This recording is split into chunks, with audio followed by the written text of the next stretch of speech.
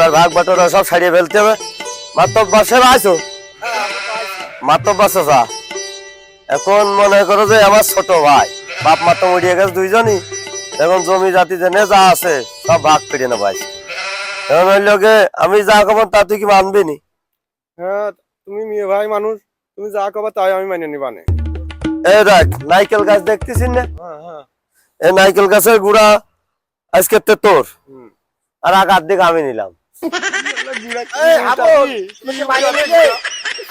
আমি নিচ্ছি গুড়া খুব মোটা। এবার চল তালি ওই গরুর ভাগ করে আসে। এই যে আমাকে তো গরু একটা, হ্যাঁ, আর গরু সামনের দিক বেশি সুন্দর, পিছনের দিক ময়লা। তাই পিছনের অর্ধেক আমি নিলাম আর সামনের দিক তোর দিলাম। তা তুই কি মানতেছিস?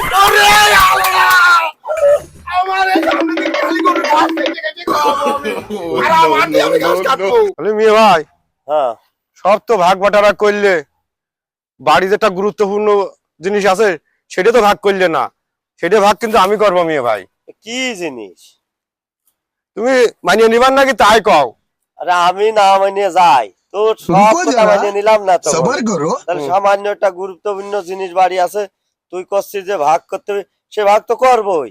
अच्छा তাহলে মাতব্বর বুঝেন কিন্তু আমার ভাগ সঠিক ভাবে করে দেওয়া লাগবে নি। আচ্ছা ঠিক আছে।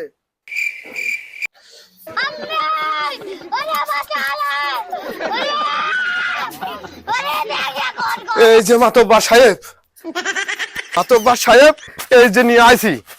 এই যে তুই কি নিয়ে আসছিস? তো ভাবিরটা নিয়ে আসছিস এর মধ্যে?